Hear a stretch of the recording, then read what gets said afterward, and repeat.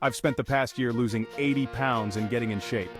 A lot of people have been asking me how I did it, specifics like what diet I was on, how many times a week I worked out, etc., etc.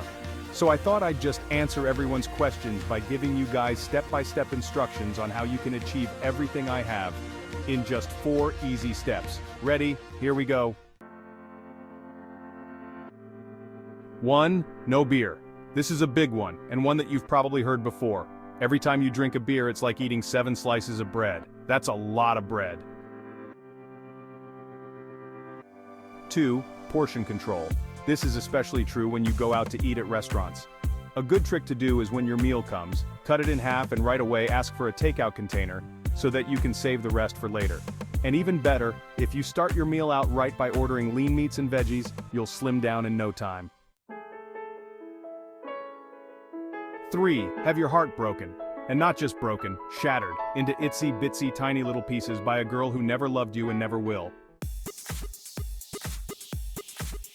Join the gym at your work. Start going to the gym regularly, and even though you don't know that much about exercise and you're way too weak to do pretty much anything but lift 5-pound weights, and use the elliptical machines with the old people, do it until your sweat makes a puddle on the floor. Then go home and go to bed early, and the next day do it again. And then again. And then again.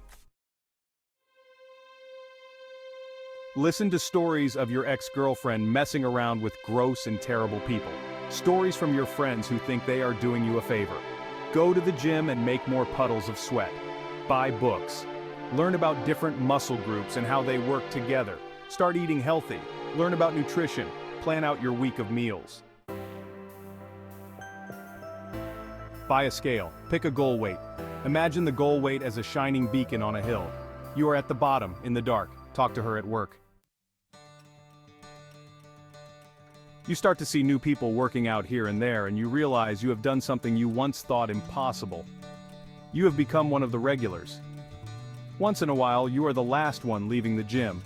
You make a point to get to the gym earlier, but your workouts start to stretch from 1 hour to 90 minutes to 2 hours. You are now routinely the last person at the gym. You run, you lift, you make more puddles. Your body changes slowly. Then all at once, you are suddenly thin and muscular. You hit your goal weight, pick a new one, then hit it again.